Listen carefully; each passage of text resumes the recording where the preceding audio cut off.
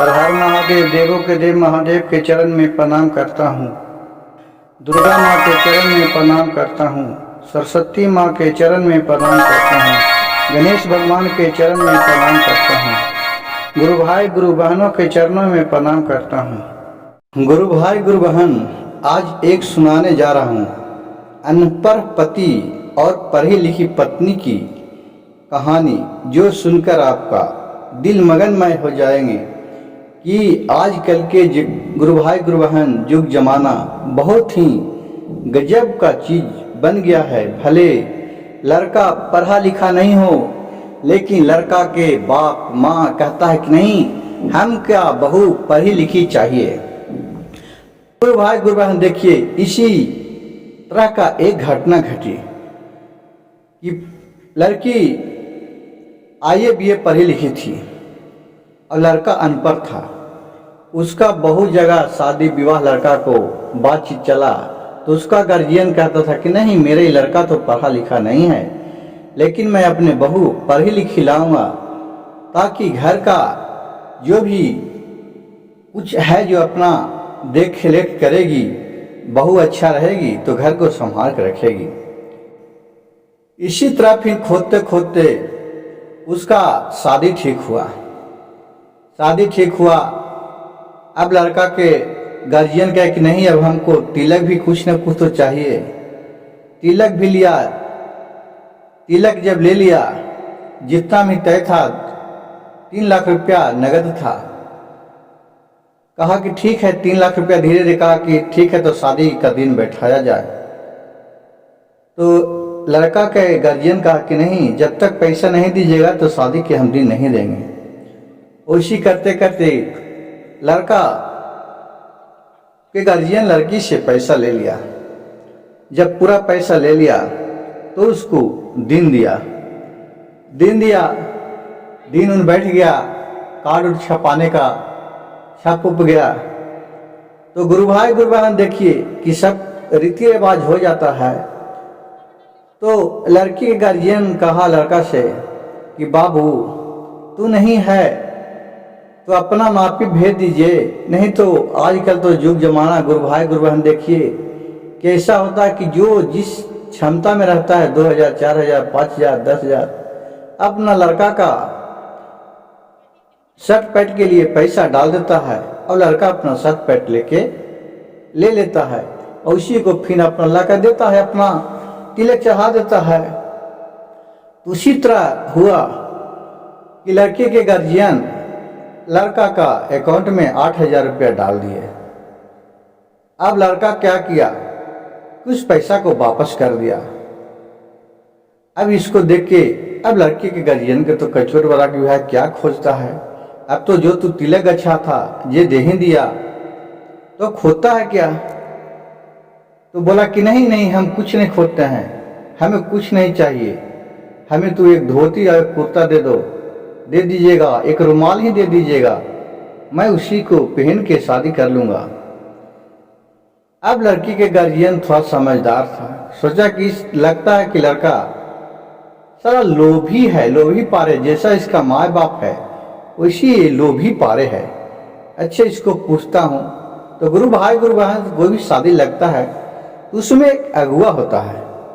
तो अगुआ से पूछा, तो लड़का के मांग था कि हमें 50,000 रुपया चाहिए, क्योंकि मैं विदेश से शर्ट पैंट लाऊंगा। देखिए मूर्ख आदमी का गुरु भाई गुरु बहन कितना दबाता है।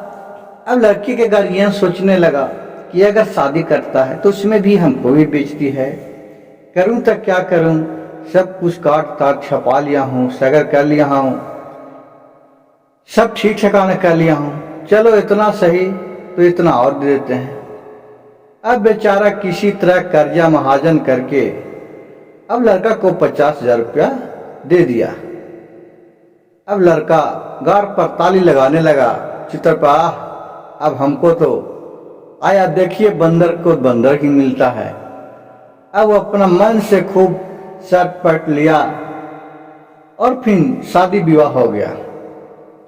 शादी विवाह होके कुछ दिन बिता चलने लगा, बाल बच्चे, एक बच्चे हो गया भी छोटे। अब लड़की तो पढ़ी लिखी थी, अब लड़की उसी कह के चलो ठीक है, इसका तो कभी जवाब तुमको दूंगी। अब उसी तरह कुछ समय बीता। एक दिन गुरु भाई गुरु बहन, लड़का और लड़की दोनों पति और पत्नी गए दिल्ली घूमने के लिए। दिल्ली घूमने के लिए गए, लेकिन देखिए कि लड़का के गार्जियन था और जो लड़का था वो बहुत ही घमंडी टाइप के था। जो कहता था उसी को बात माना जाए, वैसा होता था। उसी तरह वो घमंडी था, लेकिन कितनों भी रंगदार हो, बलवान हो, पहलवान हो गुरु भाई गुरु बहन, लेकिन पति है जो पत्नी के आगे उसको झुकना ही पड़ता है। एक दिन पत्नी उसको जैसा चाहता है वैसा अपने हाथ पकड़ना चाहता है। ये जगत का रीत है, आप देखते रहिए, इतिहास उठा के देखिए। तो इसी तरह इस कहानी में वहां से एक नया मोड़ लेता है। जब पति और पत्नी दोनों गए दिल्ली घूमने के लिए, तो वहां पति ने बोला, गया कहाँ? तो कुतुब मीनार घूमने के लिए। कुतुब मीनार घूमने के लिए गया तो पत्नी के बोला कि देखो ये दिल्ली का लाल किला है। और बेचारे तो कभी घूमी थी नहीं दिल्ली लड़की, तो उसको क्या मालूम रहे। और लड़का तो अनपढ़ है ये था, वो लोभी पारे था। तो वो लड़की पढ़ी तो देख रहा कि नहीं ये तो लिखा है कुतुब मीनार। तो बोला कि नहीं जी ये कुतुब मीनार है। तो लड़का बोला कि नहीं ये दिल्ली का लाल किला का गेट है। तो कहा कि नहीं ये कुतुब मीनार है। उसी पर लड़का ने एक थप्पड़ अपने पत्नी को जम दिया कस के। कहा कि हम तुमको घुमाने के लिए लाया हूं, मैं ये कहूंगा ये ही है कि तुम कहेगा ये है। अब लड़की वहां बेचारी चुपचाप हो गई। कही ठीक है जी वही है लाल किला है, क्या कहे बेचारी। अब वो तो जानता है कि एक खरूश टाइप का है, गुस्सा टाइप का है, इसका पूरा परिवार गुस्सा टाइप का है। अब रहते रहते धीरे धीरे उसका सब स्थिति तो लड़की जान गई थी। कही ठीक है चलो मैं भी इसका बदला लूंगा। तो गुरु भाई गुरु बहन फिर दोनों पति पत्नी घुमा। फिर वहां से बैठ के अपना बर बाजार से साग सब्जी लेकर के अपना घर आया। घर आए तो उसका पति बोला कि अब खाना बनाओ। कहा कि ठीक है बना रहा हूं जी। अब बेचारी बना रहे हैं तो एक क्या किया कि बाजरे की रोटी बनाई। इसका जो पत्नी थी जे, तो वो बोला था कि गेहूं की रोटी बना देना। तो कहा कि ठीक है, ये बाजरे की रोटी ले जा करके और आगू में परस दिया।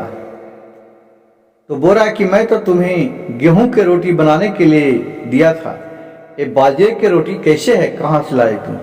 ये तो बाजरे की रोटी है। औरत ने बोला कि नहीं जी ये गेहूं का ही रोटी है। तो लड़के ने झंझुआ कर उसके ऊपर खूब खिसियाया, गुस्सा में हो गया। तो लड़की ने आके 4 चमेटा मारा अपने पति को, कस कस के मुंह में दोनों लाल हो गया। बोला कि मूर्ख, तुमने जब कुतुब मीनार का बोल रहा है कि लाल किला है, हम जब रोटी बना रहे हैं तो रोटी हम बना रहे हैं, तो तुमको क्या मालूम है कि क्या चीज का है रोटी? हम न बना रहे थे, हम न जानते हैं कि रोटी क्या चीज का है, तो तुमको कैसे पता है? जो खाने के लिए खाओ तुम। अब वो तो बकरी की तरह मुर्गी बन गया। लड़का समझ गया कि हा अब मेरे पत्नी वो बदला ले रहा है कि जो मैं दिल्ली में कुतुब मीनार को लाल किला कहा था। गुरु भाई गुरु बहन, इस कहानी से आपको क्या सीख मिलता है, जो हमें कमेंट बॉक्स में जरूर लिखिएगा।